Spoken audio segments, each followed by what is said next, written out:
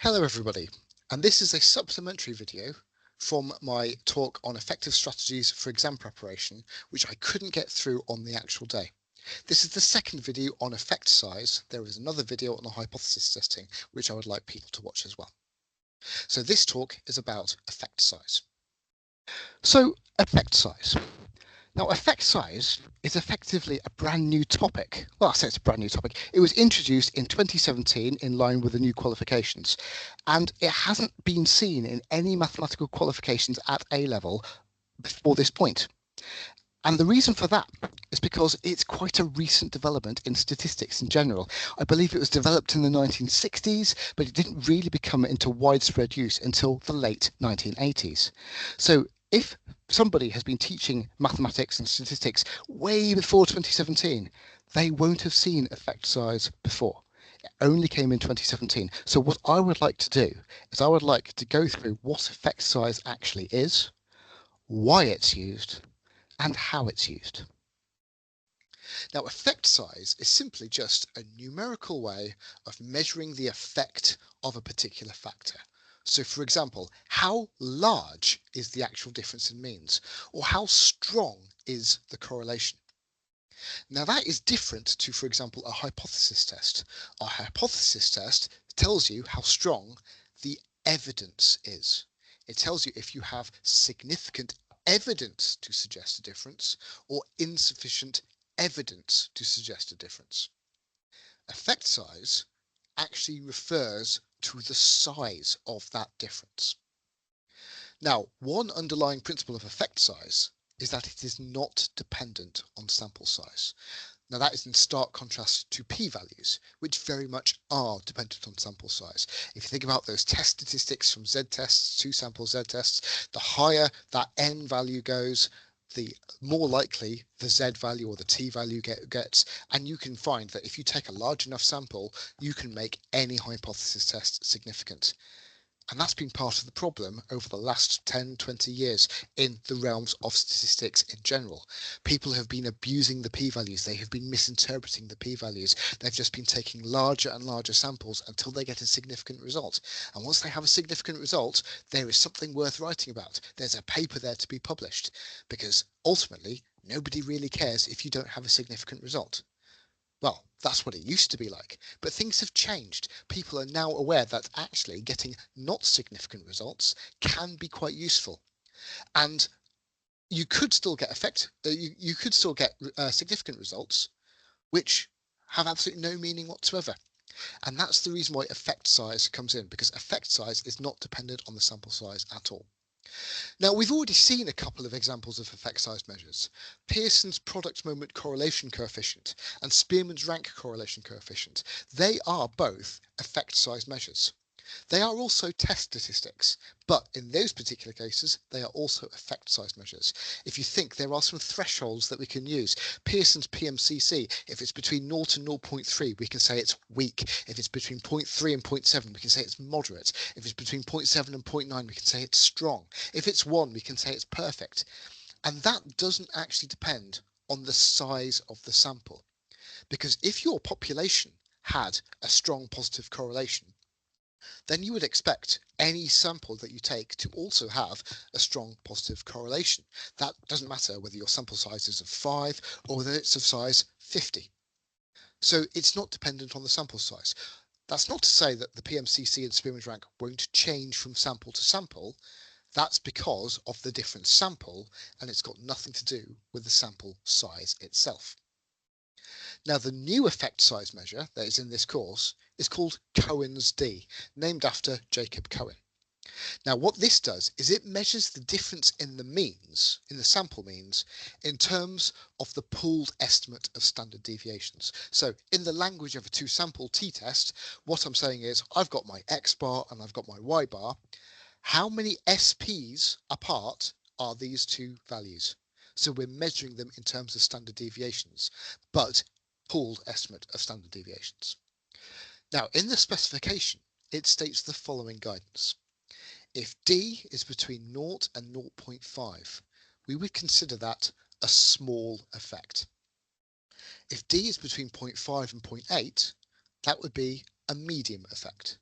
And if D is bigger than 0.8, that would be a large effect. Now, I just want to note that these are just arbitrary guidelines based off years and years and years of observed data. That psychologists, sociologists have looked through societal data, psychology data, data that's out there in the real world, and what they found is that these guidelines tend to be right for small, medium and large. Now, I also want to point out these were not Jacob Cohen's original guidelines. Okay, so if you Google it, you'll find different thresholds.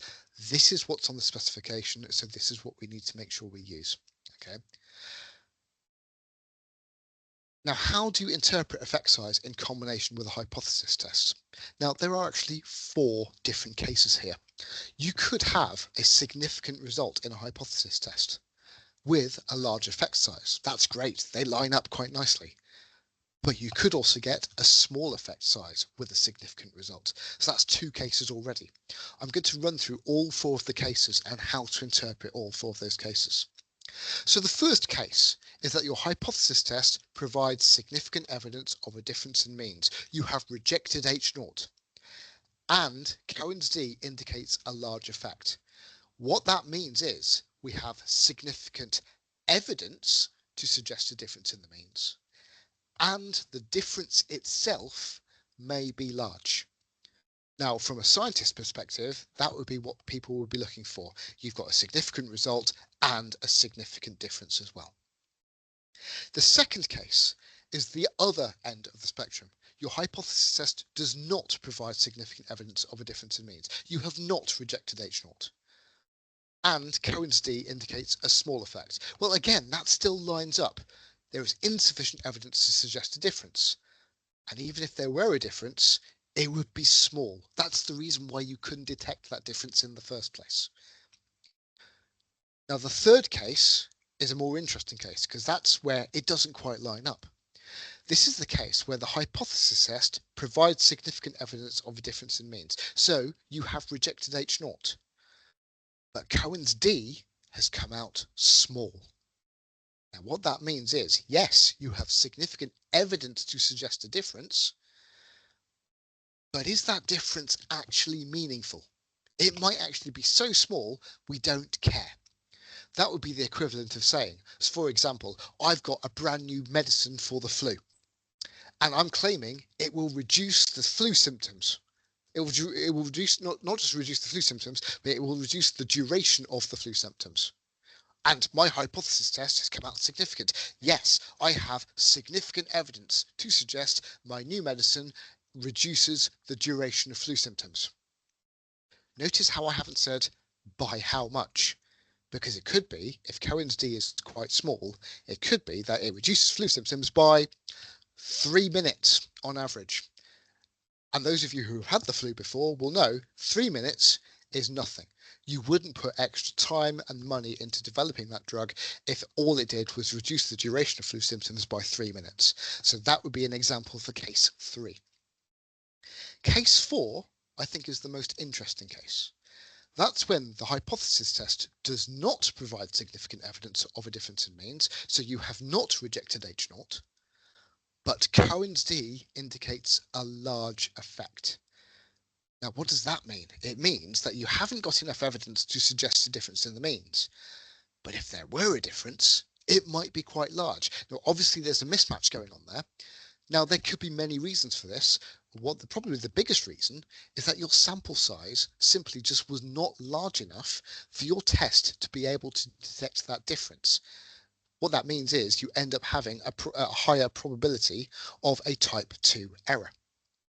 So what does that mean? When you're in that situation, it's probably worth investigating further with a larger sample.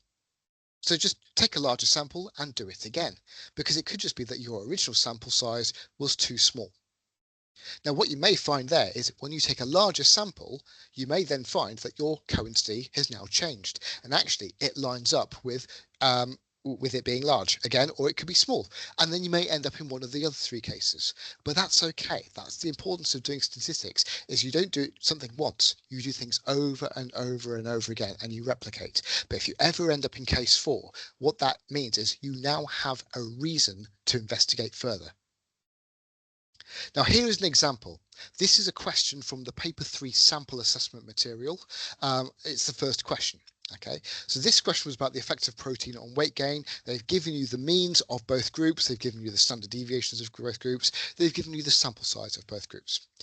If you also look at the question, it says that a t-test has been carried out and it has been found to have a p-value of 0.11. Now, wait a minute, is this a one-tailed test or a two-tailed test? Well, if you've watched my hypothesis testing video, you will find it doesn't matter because 0.11 is the p-value, and regardless of whether it is one-tailed or two-tailed, you would compare that with the full significance level, in this case of 5%. So how do we answer the question? We calculate the value of Cohen's d for the effect of a high protein diet. So my model answer, there we go, is that. Okay, just putting the numbers into the formula. The formula is in the formula book as shown there. And for B, describe what the information provided by the Cohen's d value evaluated in part A, together with a given p-value, reveal about the possible effect on the protein on the weight gain in such rats. Also include a comment explaining the importance of considering the effect size together with the p-value. Now, let's first talk about the p-value. The p-value is 0.11. That is bigger than 5%, so there is insufficient evidence to suggest a difference in the mean weight gains between the different diets. That's just interpreting the results of a hypothesis test. Cohen's d of 0.910 indicates a large effect on the mean weight gains between the different diets.